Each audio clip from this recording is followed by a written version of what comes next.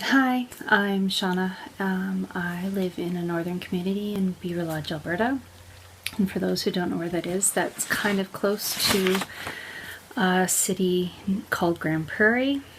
I actually teach in a Catholic school that has about 900 students, and I'm a classroom support teacher, which means that I'm in charge of all the students who have IPPs, individual program plans, action plans, and my job is to ensure that they're receiving all the services that they need.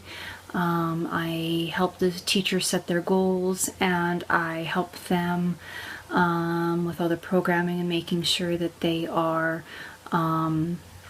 getting all the things like accommodations and making sure that they have all the access to all the technologies and stuff that they need to help them be successful.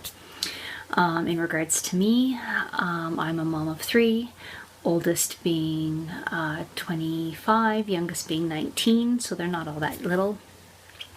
We have a farm and a small business, so I wear many hats, and we have been doing that for a long time. We've been married for 25 years this year, and almost 26. I have been teaching for 10 years now. I started off being an office manager and things like that, and then I went back to school when my youngest was in kindergarten, and then I was a TA for a long while, and then got my degree a little bit later in life.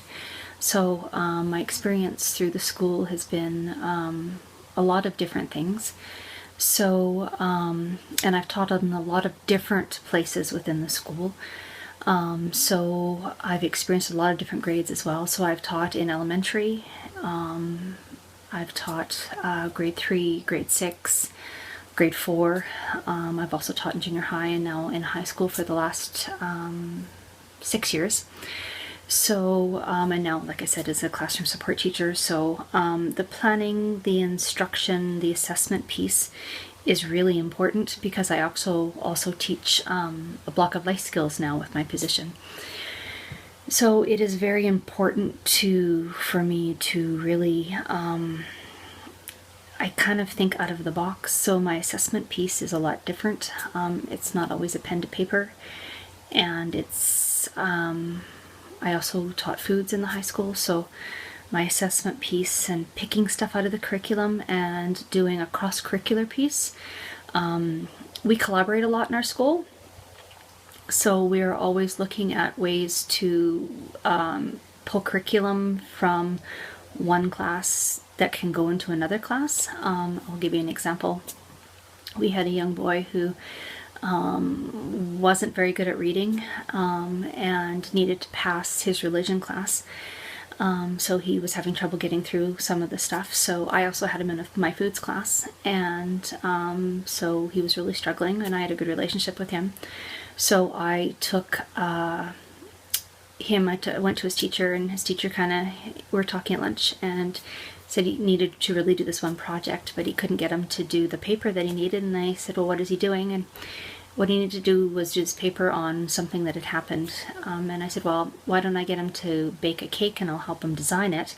And if he speaks about it, would that not pass for the project? And he goes, absolutely. So this child who actually knew about it baked this cake, and he decorated it, and then he gave it to his class, and he presented it and then talked about it instead of actually doing the paper.